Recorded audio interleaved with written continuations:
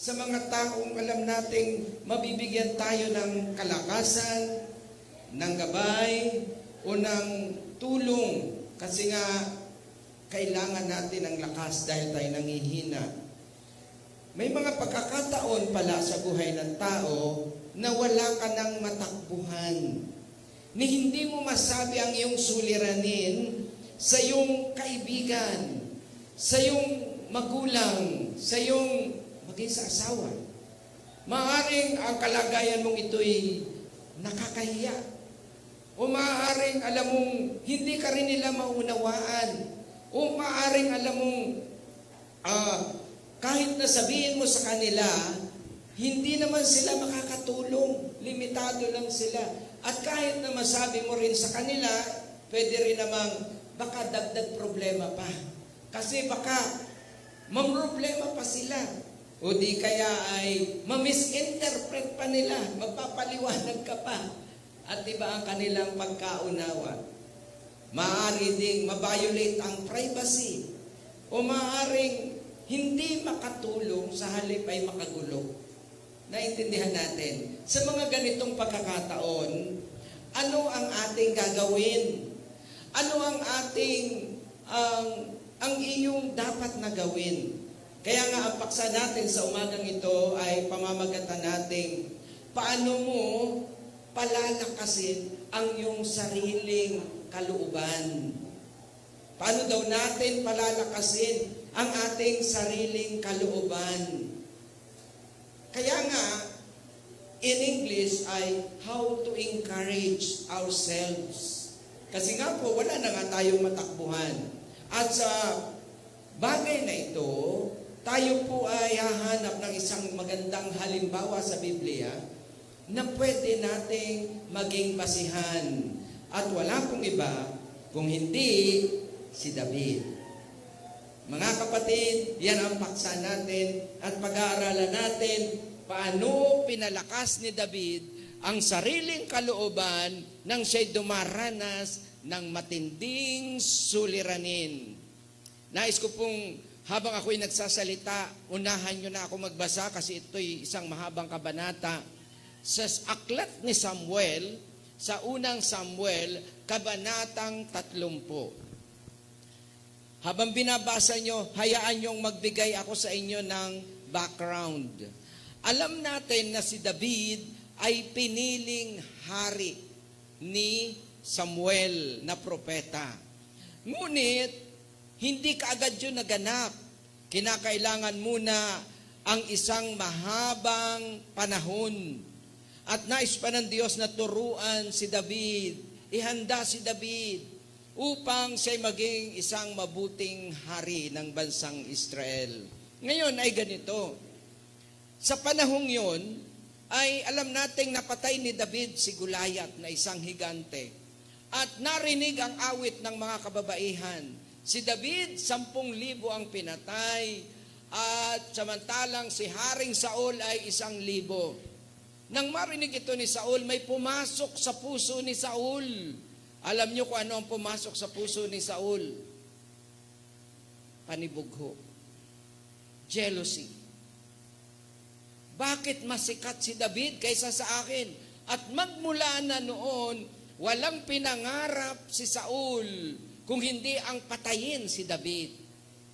Alam natin yan. Sa chapter 27, makikita natin na si David ay pumunta sa kanilang kalabang angkan. Alam niyo kung anong angkan?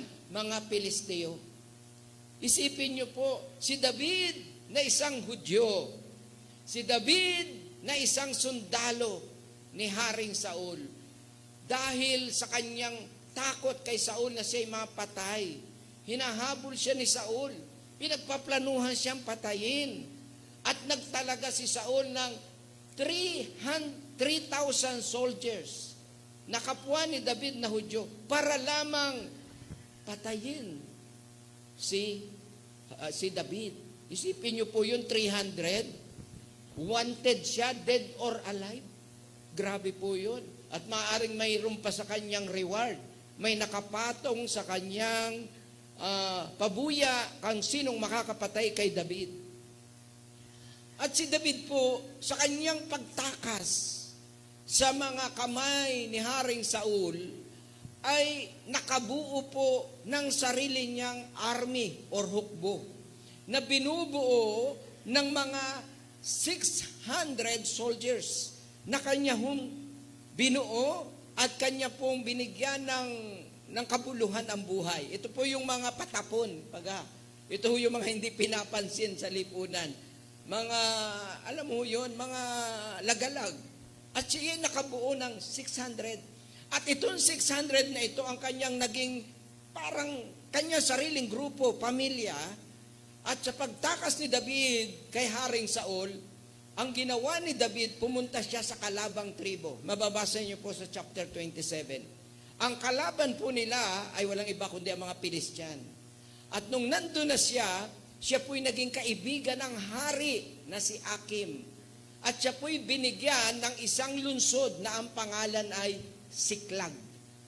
Ito po'y bahagi pa rin ng tribe of Judah. Sa ngayon po'y malapit ito. Kung may mapa tayo, madaling i-illustrate. Pero ito po ay malapit sa siyudad ng Jerusalem. Around 60 miles. Kinonvert ko po, nasa 99 kilometers. So 99 kilometers, mga itong ating bayan, hanggang Santo Tomas, Batangas. Mga ganon ang layo. Kasi 3 days mong lalakarin mahigit.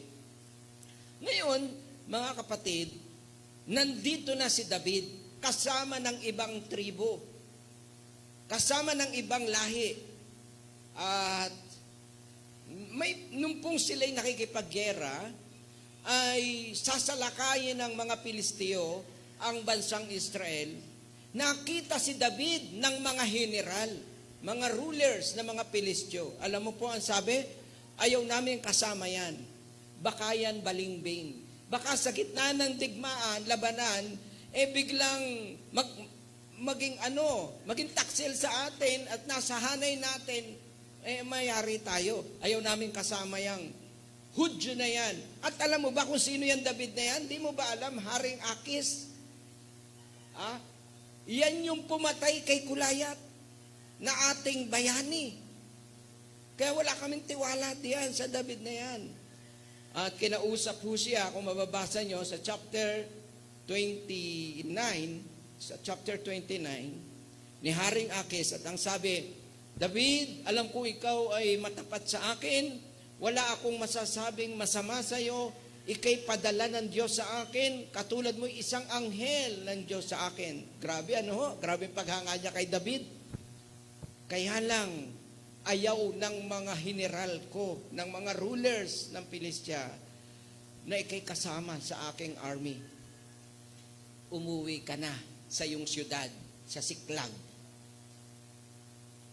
At walang magawa si David kung hindi umuwi kasama ang kanyang 600 soldiers. Diyan na po tayo magsisimula. Paano pinalakas ni David ang kanyang kalooban? Tayo manalangin. Dakilang Diyos, salamat po sapagkat ang iyong mga salita ay buhay. Nais ka naming makilala. Nais naming malaman ang kaparaanan mo. Paano kami mabubuhay sa mundong ito? Sa pangalan ng aming Panginoon, sa inyong papurit parangal. Amen. Babalikan na po natin ang kwento. At nais kong puntahan ninyo ang inyong Biblia sa aklat ng 1 Samuel chapter 30. Ang sabi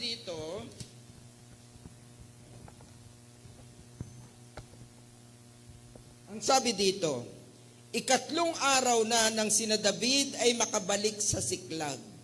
Samantalang wala sila, lumusob ang mga Amalisita at sinunog ang buong bayan. Ang Amalisita po, ito po yung lahi ni Esau. Alam niyo ba yun? Lahi ito ni Esau, malayong kamag-anakan nila. Si Esau ay kapatid ng kanilang lolo na walang iba kung hindi si Jacob na tinatawag na Israel. So lolo po nila, tiyo sa lolo, ayan po. ay kaya lang galit na galit ho itong mga Amalisita sa mga Hudyo at gusto ho silang ubusin din at nakawan. Sa currently, itong mga ito ay mga Jordanian sa ngayon. Sa ngayong panahong ito. Ituloy po natin ang pagbasa. Wala silang pinatay isa man, ngunit binihag nila ang mga babae, matanda't bata. Nang dumating nga sina David, sunog na ang buong bayan at wala na ang kanilang asawa't mga anak. Dahil dito'y hindi sila mapigilan ang paghihinagpis, napasigaw sila ng iyak hanggang sa mamaos. Binihag din ang dalawang asawa ni David na sina Ahinoam at Abigail. Balisang-balisa si David, tuloy po natin, pagkat pinag-uusapan ng kanya mga tauhan na batuhin siya dahil sa sakit ng kalooban sa pagkawala ng kanilang mga anak at mga asawa. Kaya siya ay dumulog kay Yahweh. Sinabi ni David kay Abiatar, dalhin mo rito ang ipod at dinalaman naman ni Abiatar. Si David ay sumangguni kay Yahweh, malulupig po kaya namin ang mga Amalisita. Minamahal na kapatiran, yan ang buong kwento na ating tatalakayin sa oras na ito. Paano pinalakas ni David ang kanyang kalooban sa kanyang kalagayang ito? Tingnan niyo po ang senaryo. Naglakbay ka, nakidigma ka. Naglakbay ka ng 3 days. Nakauwi ka sa iyong syudad. Ang iyong mga tauhan, 600, sabik na makita ang asawa at mga anak. Anong nakita nila sa malayo? Umaapoy ang kanilang syudad. May sunog. At pagdating nila, walang tao. At sunog ang kanilang tahanan. At wala ang kanilang asawa at mga anak.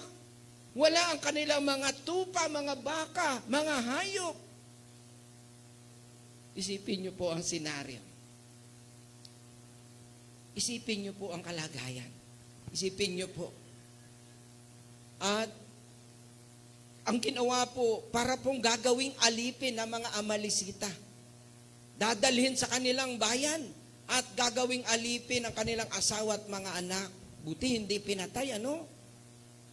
Di ho ba, uso na rin nung araw ang slavery. Di ho ba nung panahon na bakit maraming negro sa Amerika, sa Britain? Anong sagot? Alam niyo ba kung bakit? Ang tawag ho dyan ay white slavery.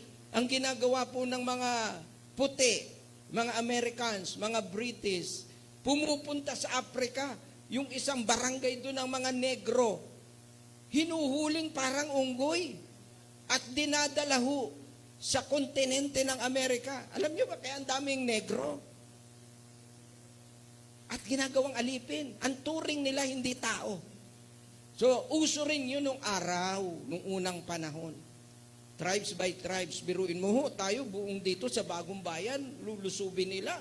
Pagtatalian tayo at gagawin tayong parang mga hayop. At gagawin ng mga alipin. Ganun po ang kwento. At yan po ang kalagayan ni David. Mga kapatid, kung ikay nasa kalagayan ni David, anong gagawin mo? Ang sabi po dito ay ganito. May isa pang sitwasyon. Ito po ang sitwasyon. Yung kanyang mga sundalo. Ilan nga ho ang sundalo? 600. Anong sabi ng Biblia? Basahin niyo po uli. Anong sabi? Ang sabi ho dito ay ano? Ang sabi dito, dahil dito hindi nila mapigilan ang paghihinagpis. Pag sa English translation, sa English Bible po o version, ay talaga pong mabasang-basa nyo kung paano po niya sinulat. Ang sabi dito ay, napasigaw sila ng iyak hanggang sa mamaos.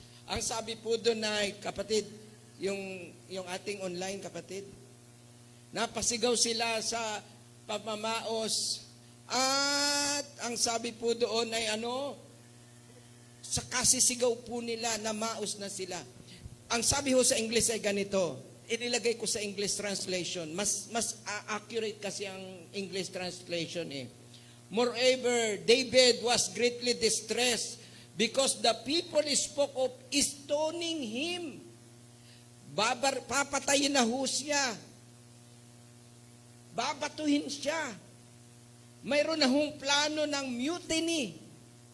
Kudita. Imagine, maging yung mga loyal mong mga sundalo, plano ka ng patayin. At ang sabi nito, nawawala ang kanilang asawa at mga anak.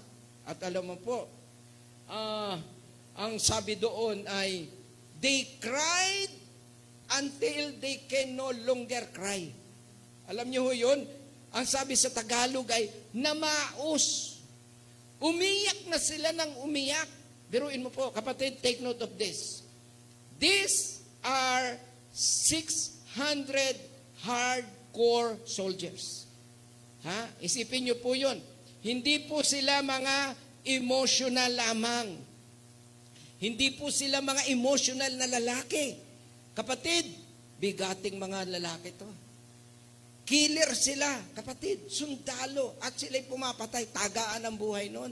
At handa rin silang pumatay ng kahit na sinong tao, mapabata, mapababae. Pero, sa kanilang nakitang sitwasyon, wala silang asawa at mga anak, sinunog ang kanilang bahay. Alam niyo po, umiiyak sila. Umiiyak din pala ito, mga matitigas ang pusong ito, ano? Alam mo, ibang buhay nung araw, di ba? Ganito talagang killing nung araw, o ordinary sa kanila yon. Lalo na pag gera, agawan ng lupa. At ito ho, hindi lang agawan ng lupa talaga. Talagang pandarambong. Ang ginawa dito sa Siklag, dun sa pamayanan ni David. Pero ito ho, makikita natin kung ano ang sitwasyon. Umiiyak sila. Maganda rin pala na ikaw ay magpamalas ng emosyon. Umiyak ka na hanggat kaya mong umiyak, hanggang hindi ka na makaiyak. Kaya pag may namatayan at may umiiyak, yung iba, ating nilalapitan, huwag ka nang umiyak, maliho pala yun. Hayaan mo umiyak ka hanggang gusto mo, para makapaglabas ng sama ng loob. Alam mo kung bakit? Isipin niyo po, kung ikaw ang nasa kalagayan ng grupo ni David, parang patay na ang asawa at mga anak mo. Kasi hindi mo alam, saan dinala, sinong kumuha, saan sila pupunta. Isipin niyo po, walang bakas, walang trace kung saan sila pupunta. Kapatid, ito ang senaryo. Pupunta na ho tayo, anong ginawa ni David? Ang sabi sa verse 6. Ang sabi sa verse 6 ay ganito. May kulang po sa Tagalog translation, pero babasahin ko na lang po sa Tagalog. Sabi dito, balisang-balisa si David. You see? Hindi, ikaw ba naman, wala na ang asawa mo, babatuhin ang mga anak mo, 2 asawa ni David, babatuhin pa siya ng kanyang mga kasama, hindi niya ma-share ang kanyang damdamin, di po ba? Sinong magpapalakas kay David? Wala. Lahat galit sa kanya. Sinisisi siya. Kasi ikaw pumunta ka pa sa mga Filistin Hindi naman natin katribo yun. Hindi naman natin kadugo yung mga yun. Iyan tuloy, iniwan natin ang ating bahay, ang ating pamayanan. Pag uwi natin, ito na ang nangyari. So wala ho siyang mapagsabihan. Maging ang kanyang mga alay na may mga ranggo yung mga sundalo, ang kanyang mga opisyal, di niya mapagsabihan. At sabi dito, sinabi ni David kay Abiatar, dalhin mo rito ang ipod. Alam niyo yung ipod? Alam niyo ho yun? Alam niyo ho yung ginagamit ng mga nagluluto? Yung dito sa harap, inilalagay? Apron ho ba yun sa Tagalog? So yun ho mga pare na mga saserdote sa lumang tipan, sa panahon ni David. Sila po yung nagsusuot noon, yung mga pariseo, yung mga saduceo. At mga kapatid, dala-dala ni David yun. Si Abiatar, yun yung kanyang priest. Yun yung, di ba si Saul pinatay yung mga pare? Ang daming pinatay ni Saul, 70. Galit na galit kay David sa kanyang selos. Pati pare, dinamay. May natirang isa, si Abiatar. Yun ang kanyang pare ngayon. Dala-dala niya yung ipod. At ito nakita natin, si David ay nanalangin. At ang sabi niya, Panginoon, ano ang aking gagawin? Now, punta tayo sa unang prinsipyo. na kung saan ikaw ay may suliranin anong iyong gagawin. Number 1, tumigil ka at manahimik. Tumigil ka at manahimik. Pag tayo may problema, normally anong ginagawa natin bilang tao? Ang first option natin, mag-ingay, tumawag ng rescue, tawagin ang kapitbahay, tawagin ang kakampi, para mayroong makiisa sa'yo. Sisiraan mo, kami kaaway kayo. Talang, hahanap ka ng kakampi sa'yo. Ito pa, sa ngayon, pag may problema, pupost pa sa Facebook. Post ka agad.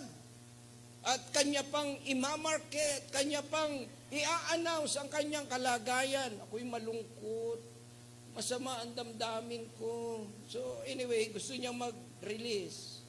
Tinotolerate ko na lang sa isip ko, although hindi ako agree doon. Pero tinotolerate ko na. At least maka-release siya. Kasi dami ngayon depressed. Baka mag-suicide pa. Buti na lang nare-release niya. Pero ako, I am telling you kapatid, in a different level as a Christian, huwag niyong gamitin ang Facebook para ipahayag ang mga kung ano-anong kalooban niyo. Pero hayaan natin ang iba. Kasi, di ba, tayo nang umunawa. Pero sa level niyo, mag-post ka lang ng mga bagay na may value. Yung makakapagdagdag sa kabuluhan sa ibang tao. Yung may kabuluhan. Okay, but anyway, let's go. Mahalaga na rin ma-express ang sarili. Pero, si David, ang kanyang naging reaksyon, tumigil. Manahimik.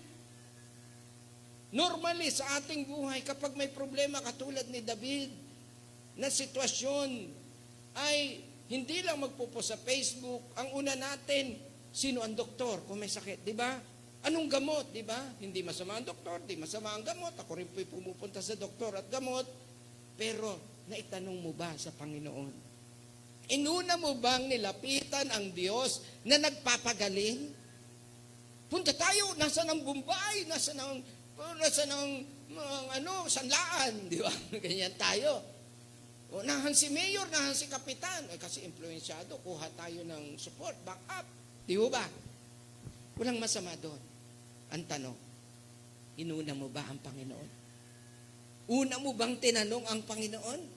Punta tayo sa buhay ni David. Tumigil siya, nanahimik. Amen? Wala siyang mapagsabihan. Yung pagsasabihan niya, masama rin ang loob sa kanya, plano siyang batuhin, di ba? Kahit nga si Abiatar siguro, galit din sa kanya. Wala ding asawa si Abiatar Nag-aasawang mga pare sa Old Testament. Wala na rin yung kanyang mga anak ni Abiatar. Sama rin ang loob niya. Ito na hong ipod niyo. Di ba? Pero nanalangin si David. Amen? Ano sabi ni David? Panginoon, anong gagawin ko? Number 2, anong gagawin natin kapag tayo'y may suliranin? Verse 8, ang sabi, David inquired the Lord. Nagtanong siya sa Diyos. Nakipag-usap si David sa dapat niyang tanungin.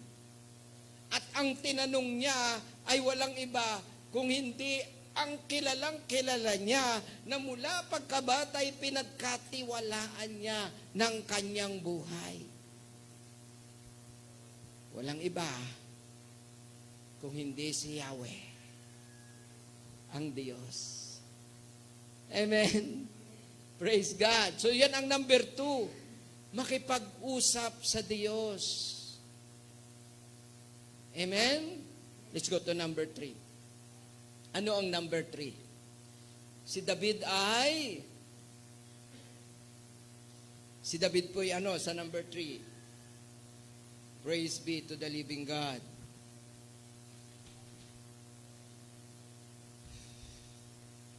Naalala ni David ang mga kabutihan ng Diyos.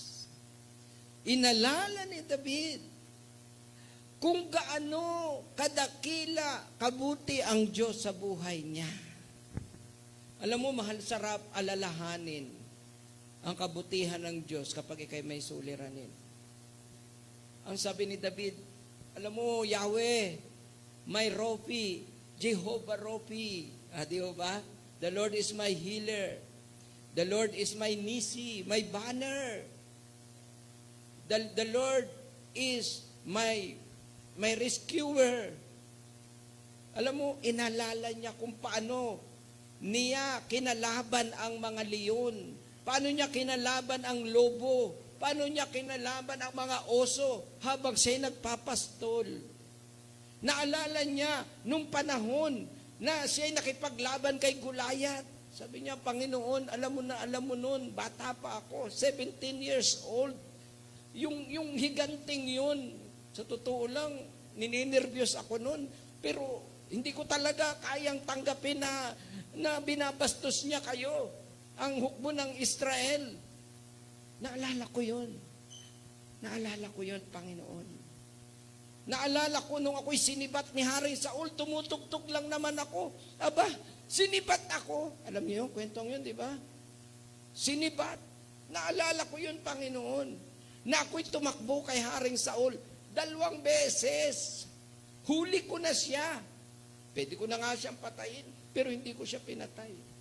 Panginoon, napakabuti mo sa akin. Wala kang katulad sa akin. Naalala ko yun, Panginoon. Mga kapatid, sa buhay mo, pagkatulad ka ni David, grabe ang problema niya. Nasunugan ng bahay, walang asawa at mga anak, walang kakampi, literally walang kakampi. Yung 600 na yun, na binuo niya, pinaghirapan niya, trinain niya, mga walang direksyong mga tao. Turuin mo yun. Eh ngayon, kalaban niya. Saan siya pupunta? Pero alam mo, natuto siyang lumapit sa Diyos. Sabi niya, Panginoon, napakabuti mo sa akin. Kapatid kayo, pag may suliranin, naalala mo ba na nasa hospital ka nun? Agaw buhay ka. Naalala mo nung inopera ka? Eh bakit ngayon ang lakas-lakas mo? Ang ganda-ganda mo na ngayon. Di ba? Naalala mo nun yung anak mo may sakit? Pero ngayon, ayan ka na. Alalahanin mo kaya ang nakaraan. Noon, di ba? Ganyan ka lang, uhugin ka. O ngayon, parang mukhang bigatin ka na ngayon. May dating ka na ngayon. Siguro may datong ka na rin. Ano, di ba? Stable ka na. Di ba? Nakapatong na ang paa mo sa matigas na bato. Dati nun, di ba? Di mo alam saan ang direksyon ng buhay mo. Isipin mo po yun. Isipin mo po yun. Dati nun, walang-wala ka. Ngayon, meron ka na. Kung ano man yung meron ka, mahalaga, alam mo, pinagpala ka na. Alalahanin mo yun. At yan ang inalala ni David, Panginoon. Nangyari na to sa akin eh. Nangyari na ito ilang beses na. Habang ako'y tumatakas kay Haring Saul, ilang beses mo na akong pinagtanggol. Naalala ko, Panginoon, kailangan kita. Hindi ko alam ang gagawin ko. Anong gagawin ko? Ayan. Anong gagawin ko, Panginoon? Nagtanong ang ating haring. Si David, di pa siya hari. Kapatid, ang Diyos, tuwang-tuwa sa mga taong nagtatanong. Amen? Amen? Tuwang-tuwa ang Diyos sa mga taong maalam magtanong sa Kanya. Take note, walang masama sa prayer na nag-i-instruct, prophetic prayer. Walang masama doon. Okay yun. We enforce our authority. Pero alam mo, may isang panalangin na nababagbag ang puso ng Diyos. Alam niyo kung anong oring panalangin? Prayer of surrender. Ulitin ko. Prayer of surrender. Yung panalangin, suko ka na. Lord, di ko na kaya to. Hindi kaya ng power ko to. Hindi kaya ng kagwapuhan ko to. Hindi kaya ng kagandahan ko to. Hindi kaya ng impluwensya ko. Suko na po ako. Hindi kaya ng talino ko. Hindi kaya. Ayan, suko na si David. Hindi ko kaya to. So pag dumating ho pala tayo sa point of brokenness, we are break in our spirit. Wala na tayong kayabangan. Wala na tayong may pagmamalaki. Alam nyo, sumasagot ang Diyos. Amen? Sumasagot ang Diyos. Basahin natin, tuloy natin. Basahin natin, paano sumagot ang Diyos sa Kanya? Basahin po uli natin, samahan nyo ako, 25:30. 1 Samuel 30. Ang sabi dito, si David ay sumangguni kay Yahweh. Malulupig pa kaya namin ang mga Amilisita? Sumangguni, nagtanong, Nagtanong siya. Actually, sa English translation, nawala dito sa Tagalog, ang sabi, David strengthened himself. Yun na yung paksa natin. In other translation, sa King James, ang sabi ay, David encouraged himself. Pinalakas niya ang kanyang sarili. O pwede pala Pwede mong palakasin ang iyong sarili. Di ba? Hindi yung tiwala sa sarili, kundi yung pinalakas mo dahil lumapit ka sa mas malakas sa'yo. Sino nga ba? Di siyempre si Jesus, ang ating Panginoon. Sumagot ba ang Diyos? Ito ho ang sagot. Sige, habulin ninyo, malulupig ninyo, maliligtas ninyo ang inyong sambahayan. Sagot ni Yahweh, hallelujah. Sumagot ang Diyos. Sabi ko na nga po sa inyo sumasagot ang Diyos. Very specific ang instruction. Sige, habulin mo, pursue, sabi sa English. Habulin mo, malulupig ninyo ang mga amilisitang yan. Alam nyo, ayan. Mga kapatid, talaga naman nag-instruct ang Panginoon. Nag-instruct ang Panginoon. Ito ho ang pangatlo. Anong reaction ni David? Anong reaction niya? Number 4, sumunod sa sinabi ng Diyos. Kahit na mangusap pala ang Diyos, kahit sigawan ka pa, kahit i-text pa sa'yo, hindi pa nagkasya ang Diyos, maliban sa tinext ka na, tinawagan ka na, in-email ka pa, pinasabi pa doon sa katabi mo, kung wala kang planong sumunod, wala din. Tama ho ba? Kaya mahalaga yung pagsunod. Nangusap ang Diyos Ay di sumunod si David. Ayan. Sabi niya sa kanyang mga tauhan, tama na ang iyak. Tama na ang iyak. Hahabulin natin sila. Di ba? Kung ikaw kapatid, kung ikaw, si David, may lakas ka pa ba ng loob na kausapin ang mga tauhan mo na may mga hawak ng bato? Baka nga hindi lang bato pati sibat nakaamba na sa'yo, galit na sa'yo. Pero alam mo, ito ho pala. Kapag sinabi ng Diyos, sumunod ka na lang. Ang nangyari, wala na ho sa Biblia, pero gusto kong makita nyo itong nangyari. Ang Diyos mismo ang kumausap sa kanyang 600 soldiers. Amen? Amen? Diyos ang nangusap doon sa 600 niyang tauhan. Ito ho pala ang kwento. Kapag sinabi ng Diyos, ang Diyos ang makikipag-usap sa mga tao. Kahit na sa kaaway mo, kahit na sa hindi mo kakampi, kaya ng Diyos na kausapin sila para sumunod sa gusto mo na maggusto rin naman ng Diyos na mangyari. Amen o ba yun? Kaya ano sinabi niya? Mga sundalo, ready, hahabulin natin ang asawa at mga anak natin. Di ba? So, sama sila. Kaso, nung may tinawid na silang parang ilog o sapa, napagod yung 200. Sabi, ayaw na namin sumunod. Ayaw na namin humabol. Ang sabi ni David, sino pa? May 400 na gusto. Sige, sama. Imagine, nakakadismaya, no? Nakakadismaya kasi 1/3, unti-unti nyo na nga, libo yung sa kanila, sumalakay. Tapos itong mga tauhan mong ito, iiyak-iyak ngayon, ayaw na sumama. Siguro sa pagod, siguro sa frustration, discouraged. So ganito pala ang kwento. Pag sa laban ng mundong ito, may mga taong ayaw sumama sa'yo. Ikaw na nakarinig ng salita ng Panginoon, kahit nag-iisa ka pa, tumuloy ka na. Hello? Amen? Oo. Kung ayaw nyo, di ako na lang. Kung ayaw nyo, di ako na lang.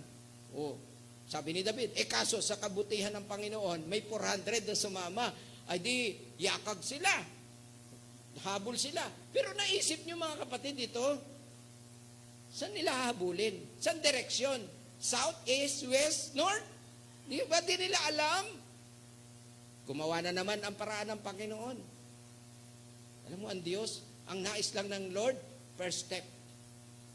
Ikaw, halimbawa sa Bagong Bayan, ganun ang nangyari. Ako daw si David. Anong gagawin ko? Saan ba ako pupunta? Sino ba sumalakay? Taga-Pasig? Di dito. Taga-Paranaque? Di dito. Di ba? Di ba? O taga-Makati? O di dito. Hindi, taga-Alabang? Ay di dito. Wala nga Hindi natin alam. Tama? Tama? Pero sa Lord, kahit hindi mo alam, ang mahalaga, sumunod ka.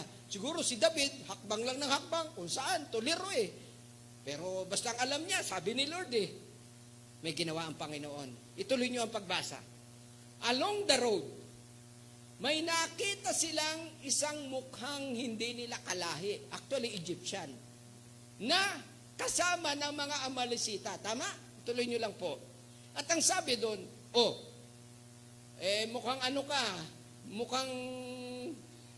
mukhang ano ka yung tawag dito, mukhang kahina-hinala ka sa damit, sa hitsura, di ba? Magkaalam nila yan, kabisado nila yan, di ba? Sa damit, sa hitsura, sa pagsasalita. Sino ka ba? Dinala kay David. Sabi, isa po akong Egyptian. Ako po ay kasamahan, alipin ng mga Amalesita. Sundalo po nila ako. Nagkasakit po ako. Siguro hindi COVID-19 yung sakit, ano? Kasi iniwan Pinabaya, iniwan siya. Uy, hindi ka nakakatulong, pabigat ka. Namumroblema pa kami sa inyo. Iniwan siya. Walang pagkain, walang tubig. Tama? Kasi ganito, may sinalakay kaming bayan. Ang pangalan ay Siklag. Bayan ko yun, sabi ni David. Oo, ganito na lang. Ituro mo, saan pumunta? Tama? Tuloy niyo pong kwento. Mangako ka po muna, hindi mo ko papatayin. Pinakain nila pinainom. Sige, nakabalik ang lakas. Hindi kita papatayin, turo mo lang. Sure? Pangako? Pangako. Tapos nag-appearan sila. Wala na ho sa kwento yon. Pinapakita ko lang, nagkasundo sila. Gentleman agreement. Dun ho sila pumunta. Okay? You know, mga brothers, mga kapatid, ang Diyos gumagawa ng himala. Maliliit lang na bagay. Kala mo lang, talo. Hindi, panalo ka. Ang Lord, ang nagbigay ng sakit doon sa Egyptian na yun. Ang Lord ang nagbigay ng direksyon kay David. Dito ka dumaan, nandito yung guard post. Nandito yung station, nandun yung Egyptian. Ayan yung magsasabi sa iyo saan. Di ba? Nung araw kasi alam naman natin, di ba, yung mga bukid-bukid, mga di ba, mga batuhan. Wala naman kahit saan, di mo alam kung saan may dumaan Kasi tinuro. At nakita ni na David na gabi sila dumating, di ba gabi? Basahin niyo po gabi. Na napakarami ng mga Amalesita. Sabi ni David, mga bata, ready ready. Sa signal ko, sugod. Ang sabi ng Biblia, sinugod nila ang mga Amalesita. Nung gabing yon, from twilight up to the next evening. Hello, naintindihan niyo po ako? Isipin mo, napagod ka, nakatataga nun. Di ba? Tagaan talaga nun di ba? Para ka nananabas ng tubo nun, ano? Di ba? Mula nung gabing yun, sabihin na natin alas 7 ng gabi, sige, tulugan na. Siyempre, mga nagkakampi. Tapos ay, the following day, at inabot pa ng gabi. Grabe ho. Grabing patayan yun. Pero ang sabi doon, walang sinabing namatay sa mga kampo ni David. Natalo nila. At ilan ang tumakas na kabataang mga Amalesita? 400 sumakay ng kanilang, anong sinakyan? Kamelyo ho ba? Di ho ba? Mga kapatid, if you are in God's side, you will win the victory. Amen? Panalo. Panalo, kasama mo ang Diyos eh. Amen ho ba? Nakita nyo ang kwento. At nakita natin dito, umuwi. Alam mo, I am amazed about this story of David.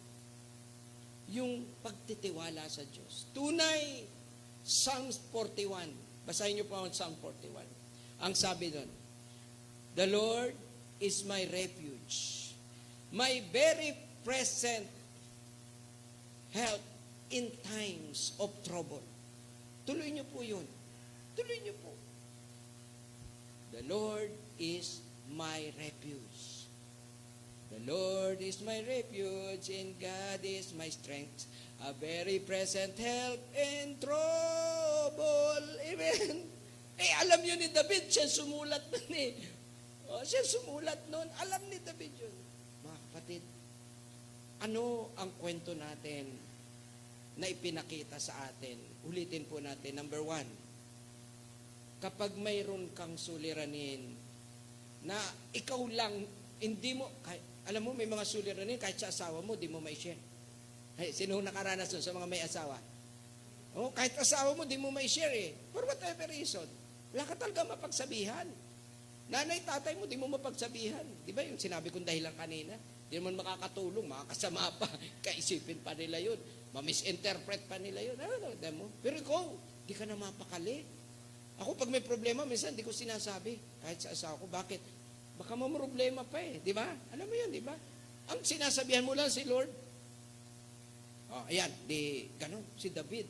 Ano nga yung una? Tumahimik, tumigil. Huwag yung tarantana, nasaan ang doktor? Nasaan ang uutangan? Ano, di ba?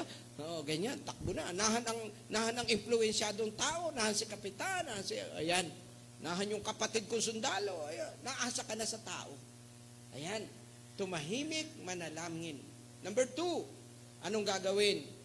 Makipag-usap sa dapat na unang-unang dapat nakausapin ang Diyos. Nakipag-usap si David sa Diyos. Number 3, alalahanin mo ang kabutihang ginawa ng Diyos sa buhay mo. Kapatid, alalahanin mo yan. Ito tandaan natin ha. Bawat problema, nais ng Diyos, gumawa ng kwento. History. Hindi ho story, history. Tandaan natin, gumagawa tayo ng history ng buhay natin. Na balang araw, yung history na yon, maikikwento natin sa ating mga anak at mga apo. At yun ang magiging basihan nila at magiging kalakasan nila upang sila rin ay gayahin ang pananampalatayang naranasan natin. Kaya pinapaganda ng Diyos ang history ng buhay natin. Biography baga. Amen? Yung lolo ko, si Lolo Moses. Gusto ko marinig yun. Yun, leader yun ng simbahan. Nagpastor yun. May mga problema yun, pero nandito na siya ngayon. Gusto ko marinig sa apo ko yun, kahit wala na ako sa mundong ito. Amen? Kayo din. Kayo din. Ay, si Lola. Ay, talaga, tindi ng pananampalataya yun. Pag nanalangin yun, talaga. Oo, tama. Amen? Si David gumagawa ng kwento. Gumagawa siya ng kwento na nais ng Diyos pagandahin ang kwentong yun. Kaya nga, alalahanin mo ang kabutihan ng Diyos. Hallelujah. At pang-apat, siyempre, pag nangusap ang Diyos, sumunod ka. Hindi mo nga, saan nga? Ay basta sumunod ka, humakbang ka. Ay di humakbang si David. O diba? Hindi ako paniniwalaan ng mga tauhan ko. Galit na nga sa akin eh. Akong bahala doon. O siyempre, naniwala. Amen ba yun? Saan nga? South, east, west, north? Saan? Ayan o, may Egyptian. Pakainin mo at painumin mo. Tapos interviewin mo. Yan ang source. Source yan ang information. Okay. You see, God is doing amazing thing. Amen? That we cannot imagine. Di mo alam sa mga desisyon natin sa buhay. Di mo alam. Kala mo wala, meron. Tiwala ka lang. Makikita mo. At alam natin, kung babasahin nyo ang buong chapter na yan, bumalik sina David. At ang sabi doon, ginamit ang salitang spoils of David. Ibig sabihin, nakulimbat sa gera, hindi ho nanakaw. Kanila na yun ganun ang rule Siyempre, sino kukuha nun, di ba? Mabubulok lang yun sa daan. Di kukunin mo na yung lahat ng nakamkam ng mga kalaban mo. So, walang nawala sa kanila mga tupat baka. And of course, andyan ang kanilang asawa. Si David, dalawa yung asawang binihag during that time. At mga anak nila, pati na nga siguro apo, nandun na rin. At nadoble, hindi lang doble. Talagang hindi lang triple siguro. Kasi nangulimbat din yung mga Amilisita sa ibang tribes Kanila na yon, di ba? Ang dami. At sila'y bumalik sa Siklag. Siklag is the home base in camp of David. Bago siya naging hari.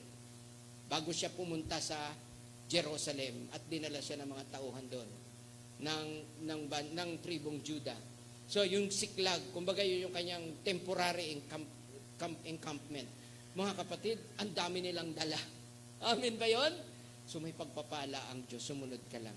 Mga kapatid, sa kwento ng buhay ni David, maliwanag na tayo'y kanyang tinuruan. Maliwanag na kanya'y tinuruan tayo sa umagang ito. So ngayon, ulitin natin, how to encourage yourselves in times of trouble. Number 1, ulitin ko po, tumahimik, makipag-usap sa Diyos. Pero gusto kong dagdagan. Another thing is this, reject any feeling of fear and doubt. Sa Tagalog, huwag mong i-entertain, huwag mong tanggapin ang anumang takot at kawalan ng pagtitiwala. Pangalawa, ang pangalawa ay ganito, i-redirect mo ang iyong utak.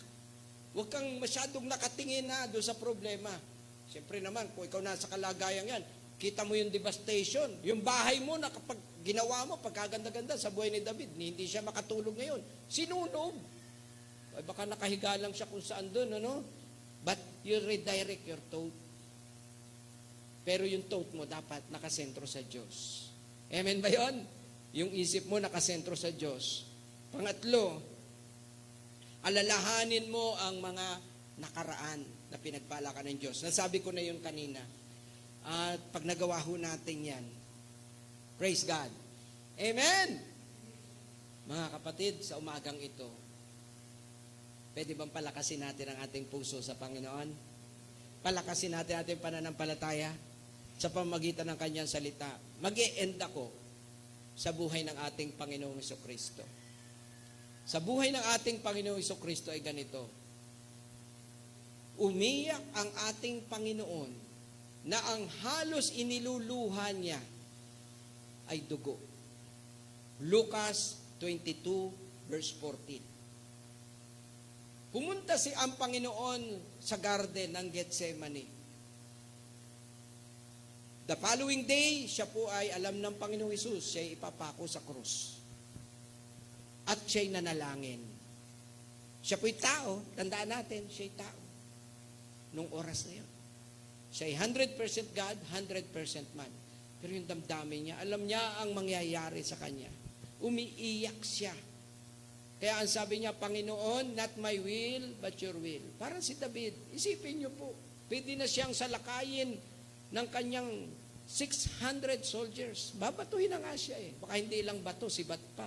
Taga, di ba? Iniwan na rin si Lord, iiwanan siya ng kanyang mga alagad. Di ba? Alam ni Lord yun, na mangyayari yun. Si David, iniwan na rin. Wala na ring asawa, wala nang anak. Ano na? Ano nang buhay? So si Jesus, ganun din. Umiyak siya. Pero alam mo, ang isang kalagayang nandirito na nakita ko sa kanilang parallel comparison ni David at ni Jesus, pareho silang nagsuko sa Diyos. Amen? Hindi sila sumuko sa kaaway, sumuko sila sa Lord.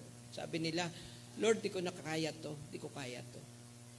Talagang di ko kaya to. Hindi abot ng power ko to. Lord, anong gagawin ko? Kapatid, maaring dumadaan ka sa ganyang kalagayan. O maaring hindi ngayon. Pero alam mo, sooner or later, may mangyayari yon. Ihanda mo ang iyong sarili. At alam mo na ang reaction mo. Manahimik, tumigil, maghintay, magtanong sa Diyos, manalangin, alalahanin ang kabutihan ng Panginoon, at sumunod kapag narinig ang tinig ng Diyos. Alam mo na. Amen? Tayo tayo sandali. Sa ating pagtayo, naalala mo ba ang buhay mo na nagtiwala ka sa lakas mo? Nagtiwala ka sa kakayanan mo. Sinabi mong, kaya ko to, kaya ko to. Tapos, katulad ni David, alam mo kasalanan ni David? Kumampis siya sa mga Pilistyo, kalaban ng lahi niya. Nagtiwala siya sa kakayanan ng tao na siya'y proteksyonan. Pwede naman siyang proteksyonan ni Lord na hindi siya kumakampi sa mga Pilistyo, di ba? Kaya yan, nagkaroon ng butas ang kaaway sa buhay niya. Ngunit mabait ang Diyos. Hindi niya kinalimutan si David. Kapatid, ikaw din. Alam mo, sa pagtayo mong yan, para ka ring si David. Natatakot bagamat matapang. May kahinaan bagamat malakas. Alam mo kalakasan niya?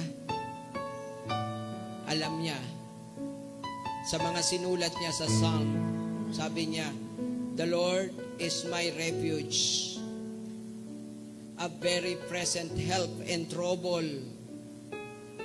Hallelujah. Kapatid, dumadaan ka ba sa mga suliranin? Lahat tayo nadaan sa pandemya. Baka may higit pa sa pandemya na nagpapahirap sa iyo. Maaari. Hindi lang pandemya. Pinansyal, emosyonal, health, kalusugan. Ilapit mo sa Panginoon. Gayahin mo si David. Taas mo ang kamay mo sa Diyos. Tayong lahat. Taas tayo. Lord, gagayahin namin si David. Lord, ito ang tanong ni David. Anong gagawin ko, Panginoon? What shall I do? What shall I do? Kapatid, kung naitanong mo na sa Lord, hintayin mo ang kanyang pangungusap sa iyo. Ako din nagtanong eh. May mga laban din kasi ako eh. Parang talo. Bigat. Ang sakit sa dibdib. Pero alam mo, nagtitiwala ako sa Panginoon. Panalo pa rin. Hinihintay ko lang ang kanyang go signal at sinasabihin niya, go, pursue, go. I give it to you. I give the land to you. I give the victory to you. Yes. Makukuha mo rin yung ninakaw sa iyo ng kaaway. Yes. I believe on it. I believe on it. Ikaw rin, magtiwala ka. Ibabalik ng Panginoon ang ninakaw sa iyo ng kaaway. Magtiwala ka lang. Hallelujah. Hallelujah. Si Jesus nga ibinalik ng Panginoon ang kaluwalhatian sa Kanya. Yes, nung siya'y mamatay sa cross, umiyak nga ang Panginoon. Dugo ang iniluha, pati pawis. Yes, thank you Lord. Nagsuko na po kami. Namin, di namin to kaya. We just trust on you. And we believe na may gagawin ka. Panginoong Hesus, nagbabalik kami sa iyo.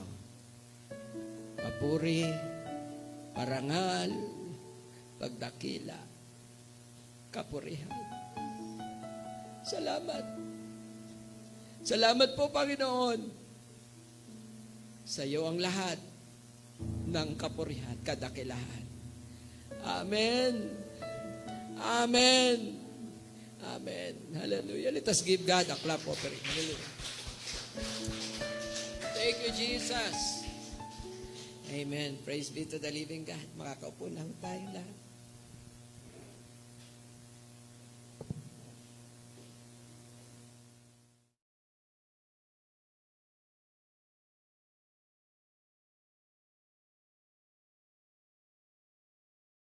Ito po ang aking benediction.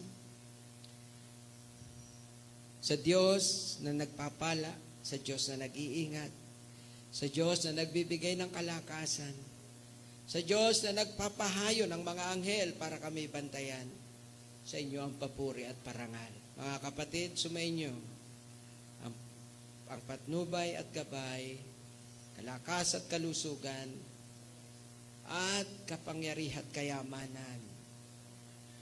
Sa ngalan ng Ama, ng Anak at Espiritu Santo. Amen and amen. God bless you all.